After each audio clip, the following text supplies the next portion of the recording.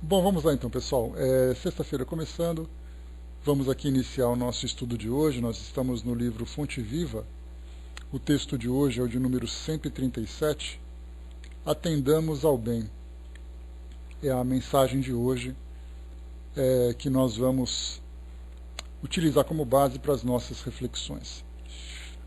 Inicialmente, quando nós pegamos um tema como esse, a impressão que nós temos é que ele é mais uma vez, é mais um desses temas repetidos pelos espíritos para nos fazerem entender o propósito que existe em cada uma das crenças das religiões que nós abraçamos.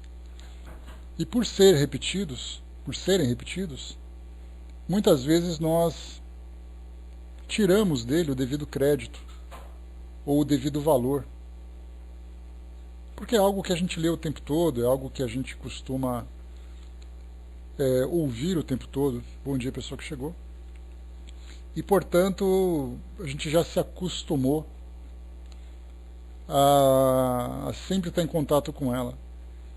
Mas, na verdade, por mais que os espíritos falem, a impressão que nós temos é que mais nós ignoramos. E por isso nós vemos hoje todos esses conflitos no mundo, quando nós encontramos aquelas situações mais extremas, mas de um modo geral, na vida comum das pessoas, tirando os extremismos, tirando as guerras, os conflitos, que são exceções no nosso mundo hoje, nós percebemos que na vida comum das pessoas, nós vamos vivendo então a nossa indiferença, nós vamos sofrendo com a falta de fé, com a falta de esperança, com a falta de perspectiva, simplesmente porque nós nos apegamos a elementos de cada uma das crenças que têm menos importância do que a essência da mensagem propriamente dita. Se nós pegarmos todas as orientações que Jesus trouxe, nas variadas experiências que ele vivenciou quando esteve aqui entre nós, a essência de tudo era o amor. Ele falava sobre a tolerância, que diz respeito ao amor ao próximo.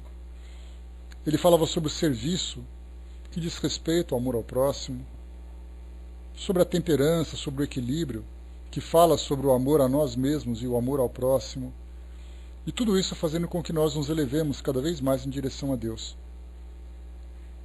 Então todos os ensinamentos dele trazem para nós esse modelo, esse exemplo. Mas o que nós percebemos, ou que nós olhamos, o ponto principal que nós olhamos, é se nós somos seguidores ou não de uma crença que foi criada, não de uma filosofia que foi transmitida. Então, nessa mensagem que nós temos hoje, faz exatamente com que nós prestemos um pouco mais de atenção naquilo que as filosofias estão transmitindo. Para nós, em especial, obviamente, para aquilo que a doutrina espírita traz para nós, mas lembrando sempre que a base moral que nós estudamos é a mesma base moral que todas as demais crenças. Mas ela foi organizada exatamente por Jesus, que foi o grande mensageiro divino que esteve aqui entre nós, trazendo essa mensagem, em especial sendo absorvida pela sociedade ocidental. Mas se nós pegarmos o budismo, se nós pegarmos o judaísmo, o islamismo, a base moral é a mesma para todos. A prática muitas vezes diferencia de uma sociedade para outra, de uma cultura para outra, mas no fundo, a mensagem é a mesma. Mas nós, enquanto estudantes dessas filosofias, nós nos preocupamos com a aparência da escola, nos preocupamos com o uniforme que nós vamos utilizar, a capa dos livros que nós vamos utilizar, e nos esquecemos do principal conteúdo, que é exatamente a filosofia. Então, para nós em especial, o cristianismo veio como sendo a nossa filosofia. E quando se fala em cristianismo, nós não estamos preocupados com dogmas, porque geralmente é assim que nós percebemos. Você é cristão se você se veste, se você frequenta, se você fala. Mas Jesus, ele não teve preocupação em fundar instituições, mas ele teve a preocupação de trazer para nós um exemplo, de trazer para nós um modelo. E é nisso que a doutrina espírita utiliza do cristianismo como base. O modelo, a essência. E nós, estudantes, temos que perceber isso. É fundamental. Temos que derrubar todos os nossos preconceitos, temos que derrubar todo o nosso materialismo, toda a superficialidade da nossa visão a respeito de todas as escolas, de todas as pessoas. Eu não tenho que ter preocupação no que o indivíduo acredita, mas eu tenho que me preocupar no seu modo de viver. Ontem mesmo nós estudamos, beijão barbudinho, bom dia Mazilda. Ontem nós estudamos no nosso Evangelho segundo o Espiritismo mais algumas características do homem de bem. Naquele nosso capítulo 17, Sede Perfeitos.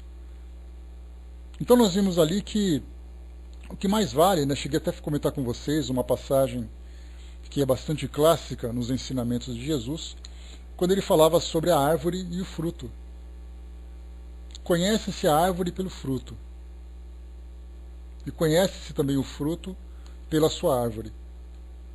Então, na verdade, quando nós vemos uma árvore na sua aparência, uma árvore frondosa, mas que muitas vezes acaba sendo improdutiva quando se trata dos frutos, ou os seus frutos são amargos, ou são espinhosos, ou são venenosos, isso é a aparência da árvore. Então, se nós julgarmos pela aparência, nós podemos cair numa grande cilada que a natureza nos traz, mostrando uma beleza exterior com um fim de sobrevivência daquele ser, que é um ser vivo, vegetal, e não nos preocupamos com sua qualidade, em termos de produtividade para a nossa sobrevivência. Então tudo começa com uma análise. Para nós sabermos se aquela árvore é boa, vejamos os seus frutos. Para sabermos também se o fruto é bom, temos que conhecer a origem da árvore. As religiões, de um modo geral, são as nossas árvores, plantadas e espalhadas pelo mundo todo. Os frutos são as transformações, são os resultados que elas apresentam na vida de cada pessoa, no que aquela pessoa se tornou a partir da filosofia que ela seguiu. Então, observando principalmente esses frutos, que são os frutos dos nossos pensamentos, frutos de nossas palavras, frutos de nossas ações, nós vamos saber exatamente qual foi a escola que nós frequentamos.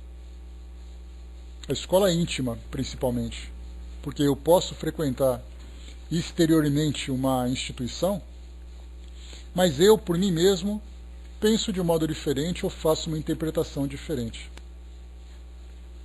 Então nós, estudantes da doutrina espírita, temos essa grande oportunidade de apagar da nossa visão tudo aquilo que diz respeito às aparências, tudo aquilo que diz respeito ao exterior. E começamos a ver as pessoas por elas mesmas.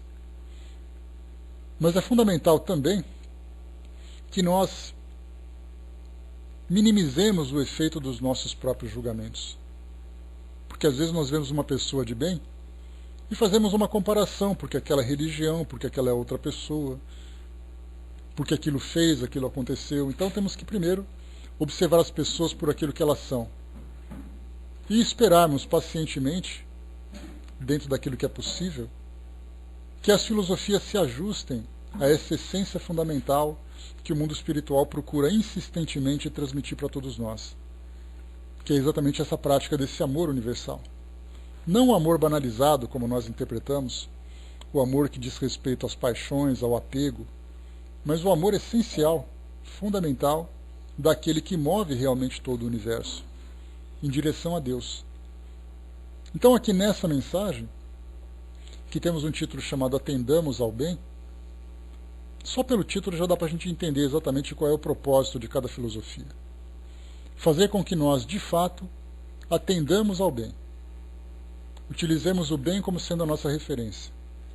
E não nos preocupemos com a linguagem, não nos preocupemos com as aparências, não nos preocupemos com as práticas exteriores, mas simplesmente vejamos o bem como ponto fundamental. Bom dia, Elcio. Emmanuel separou para nós uma passagem, um versículo do livro de Mateus, capítulo 25, versículo 40, em que ele diz assim para nós: em verdade vos digo que quantas vezes o fizestes a um desses meus irmãos mais pequeninos, a mim o fizestes. Né, Gaico, bom dia. Então nós temos que esse bem de que nós tratamos há pouco será o mesmo bem que nós praticarmos a cada pessoa, seria, dentro desse simbolismo, o mesmo bem praticado a Jesus. Exatamente porque inicialmente Jesus teve a necessidade de cativar as pessoas, para que elas o ouvissem. Muitas vezes nós vimos na história tantos outros profetas que apareciam naquela época e pregavam suas mensagens. Geralmente mensagens baseadas no medo, naquele fim do mundo, naquele fim apocalíptico, que os antigos já pregavam também. Então Jesus inicialmente teve que primeiro cativar as pessoas com uma mensagem de paz, de amor, de serenidade. Exatamente aquilo que as pessoas mais buscavam. Elas não buscavam promessas. Elas não esperavam ser alimentadas no seu medo. Elas queriam exatamente o contrário. Buscar a serenidade, queriam viver aquela esperança de realmente encontrar a felicidade, onde quer que ela se encontrasse. A felicidade foi trazida para as pessoas com a ideia do paraíso, com a ideia da vivência ao lado de Deus. Então era nisso que elas acreditavam e era isso que elas buscavam. Então Jesus cativava as pessoas. E depois, através, inicialmente, das suas ações, começou então a mostrar para as pessoas na prática que aquela mensagem não era simplesmente uma mensagem discursiva, mas era uma mensagem que devia ser vivida. E depois de cativar as pessoas, ele trouxe exatamente essa mensagem: o que vocês fizerem a um desses meus pequeninos, a mim o fizestes. E esses pequeninos poderiam ser simbolizados com qualquer tipo de pessoa que representasse simplesmente a fragilidade humana. Fosse um doente, fosse um mendigo, fosse uma criança, qualquer um, nessa ideia de pequenino, dos mais frágeis, que recebesse assistência motivada pela bondade do coração de alguém, a ele também fazia. E quando ele dizia que ninguém vai ao Pai senão por mim, isso complementava essa mesma ideia, dizendo que se você quer ir em direção a Deus, você tem que passar por mim. O que você fizer de bem a alguma pessoa, você faz também a mim. Consequentemente, você ganha a passagem para ir em direção a Deus. E o mais interessante é que Jesus ele não tinha preocupação de criar instituições. A sua ideia era simplesmente a transmissão de mensagens. Criar instituições foi uma tarefa nossa, né, encarnados, espíritos ainda nesse estágio evolutivo, que precisa se organizar em grupos. Então basta a gente lembrar, por exemplo, os primeiros grupos cristãos que foram fundados, e eles ganharam mais destaque a partir do trabalho de Paulo de Tarso, que começou a se comunicar com essas comunidades em Roma, em Corinto, naquela região do Oriente Médio todo também. Então ele começou a conversar com essas comunidades e elas então se organizavam para ouvir essa mensagem, principalmente por causa da perseguição.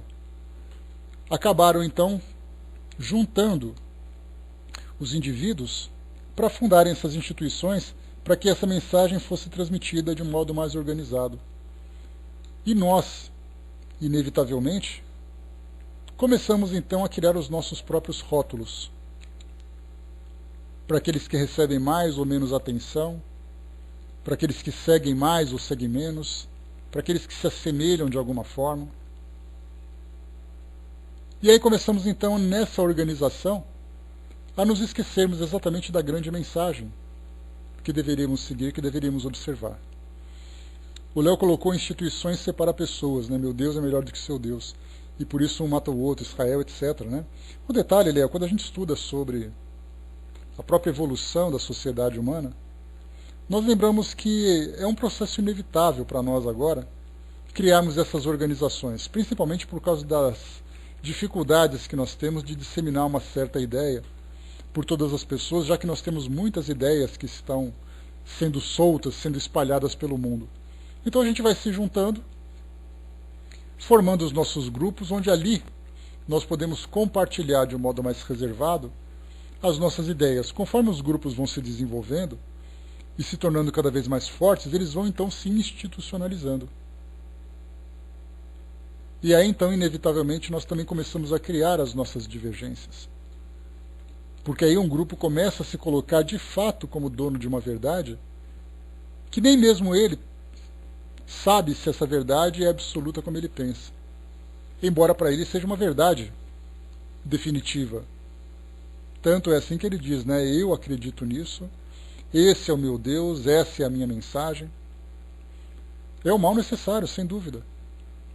Então, com o passar do tempo, conforme nós formos evoluindo, essas nossas instituições vão se transformando. E aí a gente lembra até mesmo das palavras dos Espíritos, lá no Livro dos Espíritos, quando Kardec perguntou que tipo de contribuição o Espiritismo poderia trazer para o mundo. Não o Espiritismo, olha só que detalhe interessante, não o Espiritismo da forma como nós entendemos hoje. Porque nós, inconscientemente, transformamos o Espiritismo numa outra religião, numa religião concorrente, a religião intitulada como o Consolador Prometido, a religião especial porque fala com os espíritos, a religião que tem uma forma diferente de se desenvolver, não tendo rituais, não tendo sacerdotes, não tendo isso, não tendo aquilo. Então até mesmo nós espíritas nos consideramos mais especiais pelo fato de vivermos uma filosofia diferente daquelas que são tradicionais. E nós também estamos nos equivocando. Porque a doutrina espírita ela não veio para formar instituições. Ela veio, na verdade, para sensibilizar todas as pessoas, independente das suas crenças. Veio simplesmente mostrar uma nova realidade. Mas nós, fazendo parte também desse mesmo estágio evolutivo da humanidade, porque não somos diferentes de ninguém, também nos organizamos em instituições. Embora nós tenhamos essa ideia de mais tolerância, de mais aceitação, nós ainda nos vemos como concorrentes das demais. Mas o ponto fundamental daquilo que Jesus trouxe para nós como mensagem foi exatamente que nós devemos nos apegar aos ensinamentos morais que vão, de alguma forma, promover a nossa transformação. E isso vai se dar, em especial, por essa prática do bem, por atendermos a esse bem, por vivermos a esse amor. Se é uma necessidade nos organizarmos dessa forma, uma necessidade, é um compromisso fundamental que nós vivamos a essência moral desses ensinamentos. Vamos aqui para a nossa mensagem, para vermos exatamente o que Emmanuel, junto com os Espíritos, trazem para nós aqui. Então a mensagem: atendamos ao bem. Em verdade vos digo que quantas vezes o fizestes a um de meus irmãos mais pequeninos, a mim o fizestes. E ele discorre o seguinte raciocínio para nós. Não só pelas palavras que podem simbolizar folhas brilhantes sobre um tronco estéril, não só pelo ato de crer que por vezes não passa de êxtase inoperante, não só pelos títulos que em muitas ocasiões constituem possibilidades de acesso aos abusos, não só pelas afirmações de fé, porque em muitos casos as frases sonoras são gritos da alma vazia. Não nos esqueçamos do fazer. A ligação com Cristo, a comunhão com a divina luz, não dependem do modo de interpretar as revelações do céu. Em todas as circunstâncias do seu apostolado de amor, Jesus procurou buscar a atenção das criaturas não para a forma do pensamento religioso, mas para a bondade humana.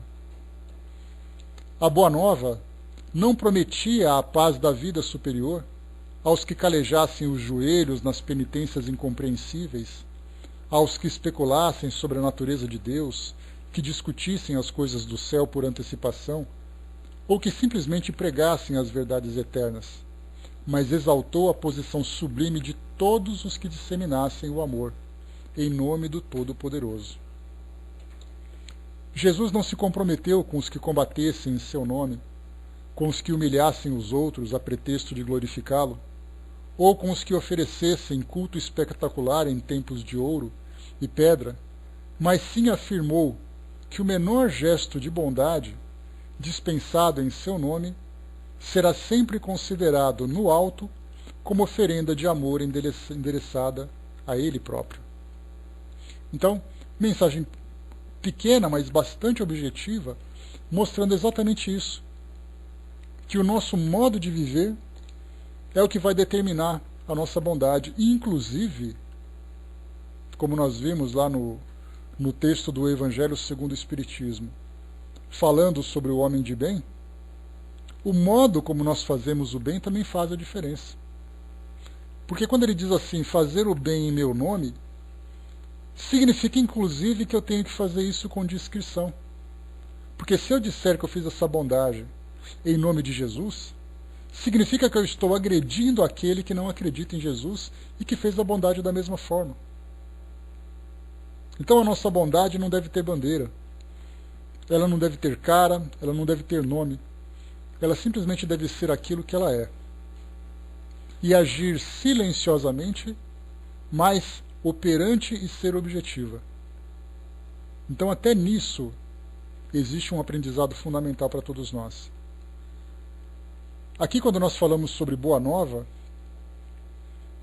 que Emmanuel apresenta aqui no texto, essa palavra ela tem um impacto muito forte sobre mim, porque me leva num túnel do tempo, na época em que eu estudava, num colégio salesiano, e essa palavra, salesiano era um grupo dentro da Igreja Católica, assim como os franciscanos, assim como os dominicanos, dentre outras ordens religiosas dentro da Igreja Católica.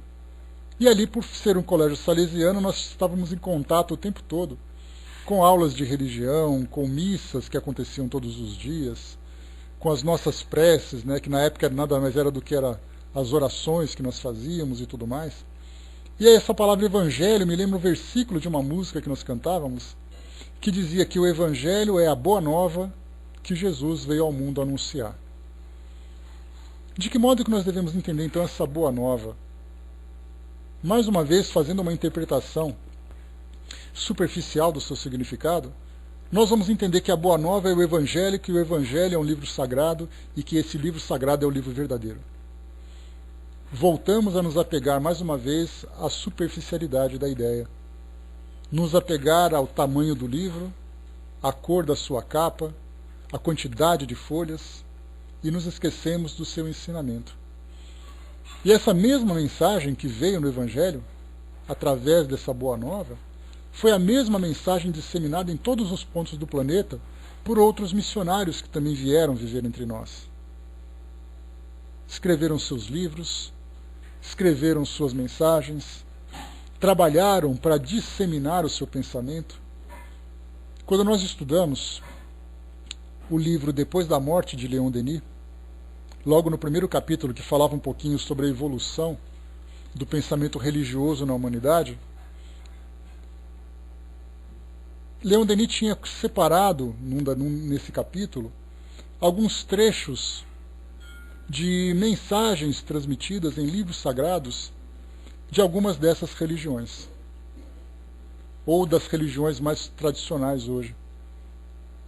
E eu aproveitei e separei para vocês também uma coletânea de passagens que vinha, por exemplo, do budismo, que vinha do Alcorão, que vinha do judaísmo, do próprio cristianismo, e começamos a fazer comparações. A única diferença que nós percebemos naquele estudo foi exatamente aquilo que diz respeito a interpretação que nós fazemos do mundo espiritual. Ou seja, a doutrina espírita se destacava das demais religiões porque falava com mais clareza sobre mediunidade, sobre reencarnação, falava sobre a vida no mundo espiritual, sobre a influência dos espíritos, aquilo que nós entendemos como base doutrinária. Mas em termos de base moral, todos eles diziam a mesma coisa. Jesus, por exemplo, disse que a quem muito foi dado, muito será cobrado. Nós encontramos isso em todas as religiões, ditas de formas diferentes. Então nós decoramos os textos que são publicados nos livros cristãos, e quando vemos a mesma mensagem dito de uma forma diferente por outras religiões, nós não damos o seu valor, porque nós nos preocupamos mais uma vez com a forma e não com o fundo. Kardec gosta de usar essa expressão. Ficamos na superficialidade porque a frase do outro foi dita com uma inversão de posição de palavras, ou com palavras diferentes. Mas a essência continua a mesma. Então, pelo fato de Jesus ter dito alguma coisa e Buda ter dito a mesma coisa de um modo diferente, nós dizemos que a verdade está com Jesus e não com o Buda. E na essência nós perguntamos, qual é exatamente a diferença entre uma mensagem e outra? Qual é a diferença entre dois indivíduos que vivem dentro dessas crenças, na sua verdadeira vivência, pondo em prática tudo isso, disseminando o bem? E nós podemos dizer, qual a diferença entre o bem praticado por um espírita, por um católico, por um evangélico, por um ateu, por um budista, muçulmano, hinduísta, shintoísta, judeu? Qual a diferença do bem praticado entre eles? A diferença é simplesmente nenhuma.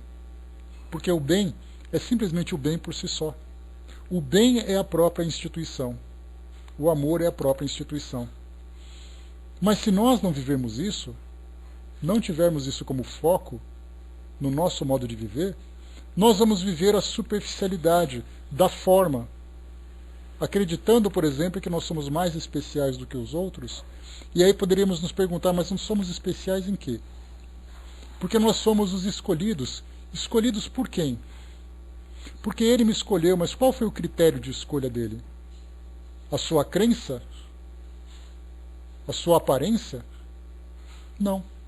Na verdade, nós não fomos escolhidos. Somos nós que escolhemos. Escolhemos pelo nosso modo de viver, pelo uso do nosso próprio livre-arbítrio. Comentei, coloquei os ateus também, Zé. Eles também não escaparam. Bom dia, Arte de Mulher. Por isso, então, quando se fala sobre atendamos ao bem, que é o título dessa mensagem, nós temos que pensar isso. Ninguém precisa saber se eu sou espírita. É muito comum quando nós praticamos o bem, aqui no nosso mundo, nós sempre damos aquela carteirada para poder enaltecer a fé que nós temos. Se por acaso nós temos caminhões, como já aconteceu, num passado não muito distante da nossa atualidade, caminhões de mantimentos sendo levados para determinadas regiões do Brasil, que passavam por grandes necessidades, os caminhões levavam faixas, doado pela igreja tal, doado pela instituição tal. Que diferença faz? Aquela água vai ser mais especial do que a água doada por uma outra pessoa?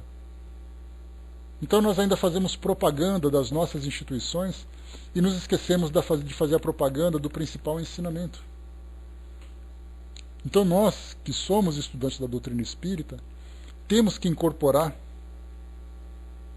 no nosso modo de interpretar essa mensagem, que sem a vivência disso, silenciosa, discreta, caridosa, sem essa vivência, nada daquilo que nós aprendemos tem importância.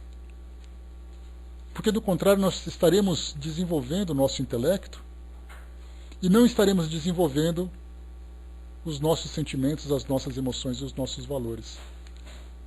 E é claro que nada se perde. Eu serei aquele indivíduo que vai ser um espírito inferior, sabendo sobre a mediunidade, joia.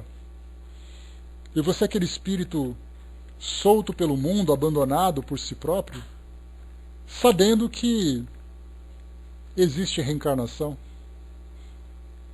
mas muito mais vale ser um completo ignorante do que diz respeito à estrutura dinâmica do mundo espiritual, mas vivendo a caridade na sua expressão mais pura, do que ser um indivíduo intelectualizado, endurecido pelo seu próprio egoísmo, pela sua própria ignorância, embora tenha o intelecto desenvolvido.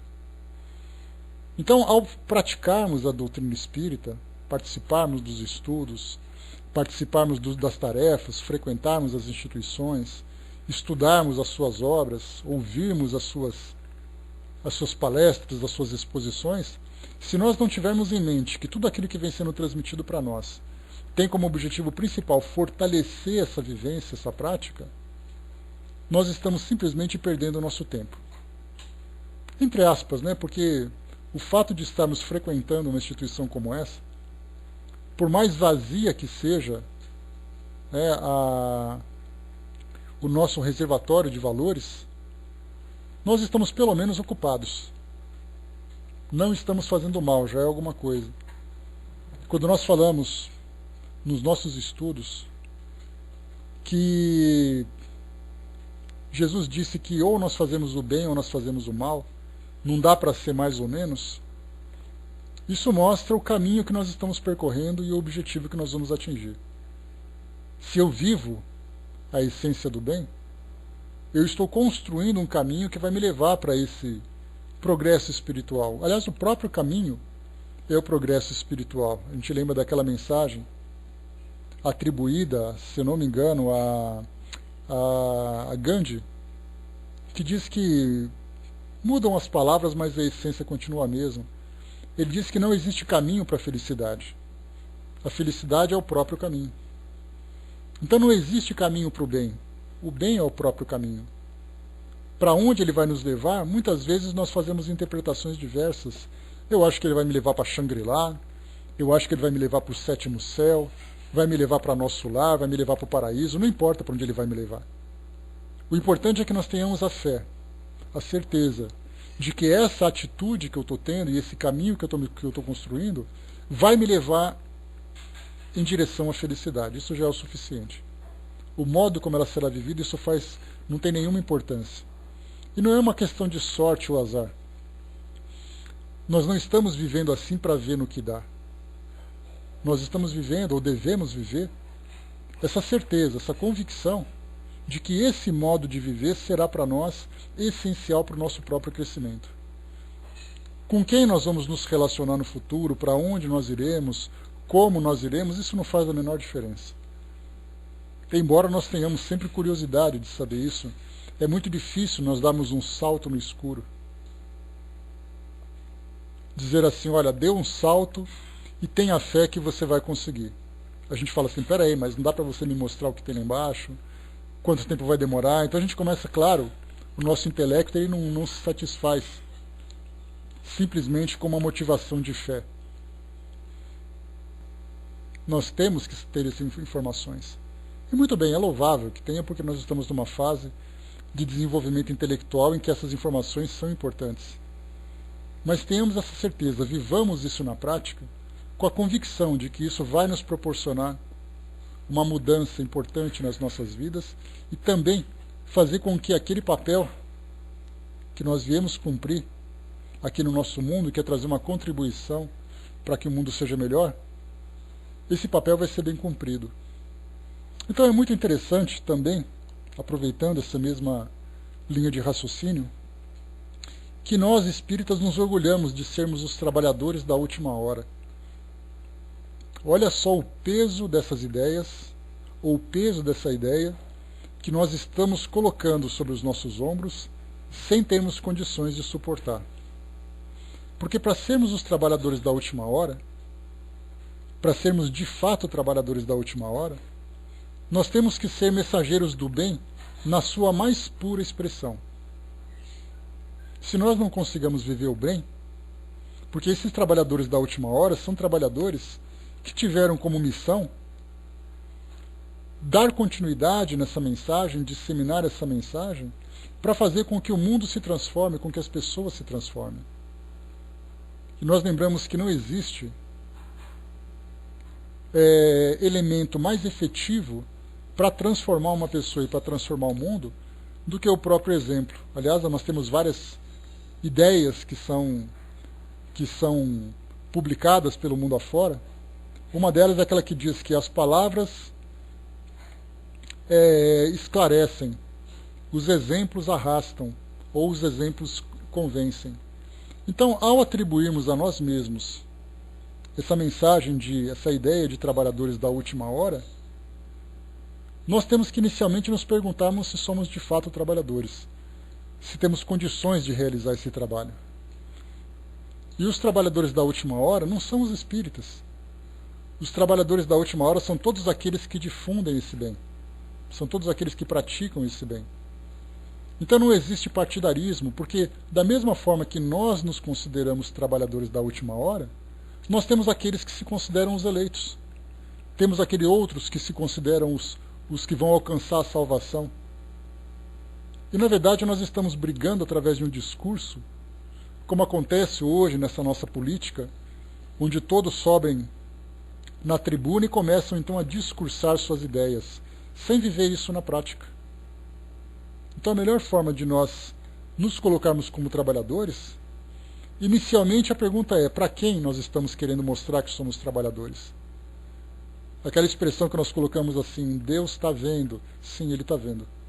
E Ele está vendo nas profundezas dos nossos corações.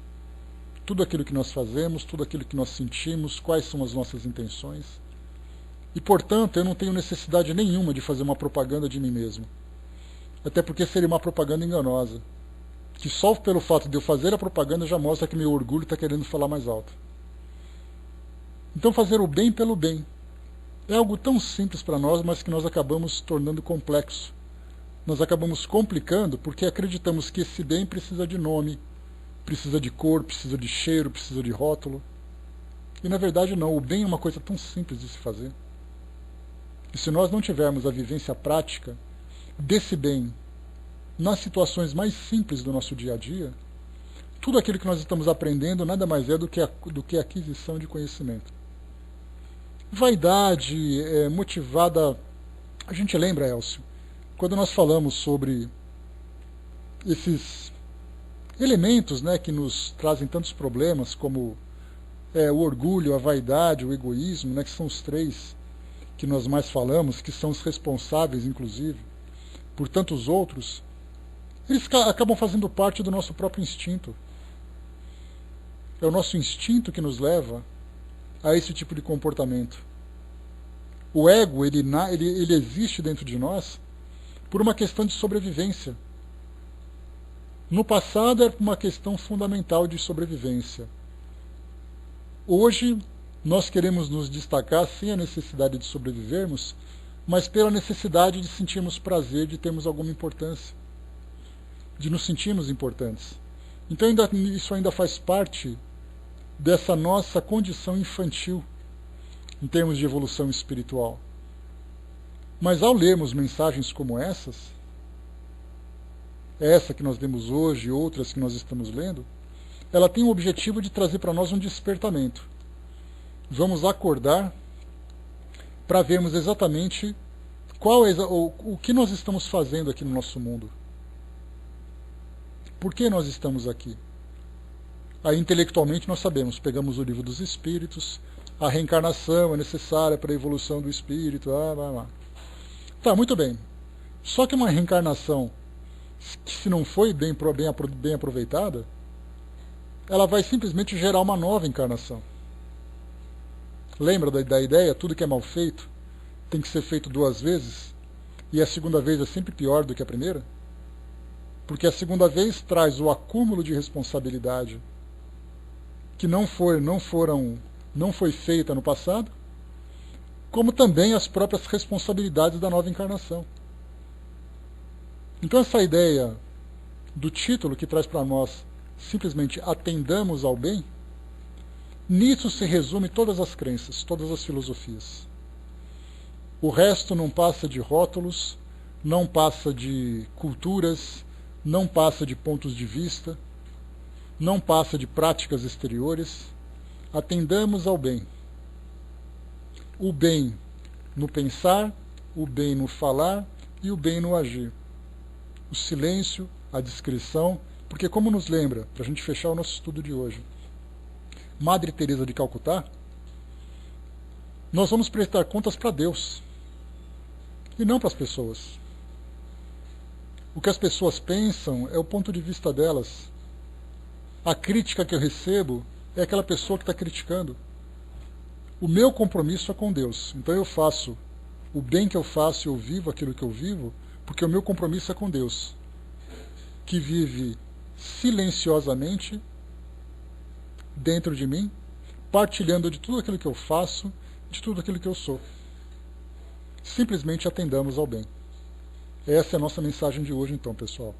Para lermos aqui a última frase, como sempre é importante, porque ela traz o fechamento desse nosso raciocínio. Jesus não se comprometeu com os que combatessem em seu nome, com os que humilhassem os outros a pretexto de glorificá-lo, ou com os que lhe oferecessem culto espetacular em templos de ouro e pedra, mas sim afirmou que o menor gesto de bondade, dispensado em seu nome, será sempre considerado no alto como oferenda de amor endereçada a ele próprio. Então quer dizer, nós temos que oferecer essa oferenda a ele discretamente, silenciosamente, nesse altar que ele mesmo construiu, e somente ele vai ver. E por isso nós lembramos sempre que a bondade completamente descompromissada é uma prática muito difícil. Porque aquele que pratica bondade dentro desses termos o faz sozinho, solitariamente e silenciosamente. E por queremos sempre viver em comunidade, nós queremos fazer com que nós percebamos e sejamos percebidos por aquilo que nós estamos fazendo. Então, vivamos essa solidão. É um sacrifício que nós estamos fazendo, mas é um sacrifício que é válido. Façamos o bem discretamente, sabendo que quem está percebendo essa nossa ação é aquele a quem realmente importa. Os demais simplesmente vão perceber porque fazem parte da nossa vida. Então, meus amigos, essa é a nossa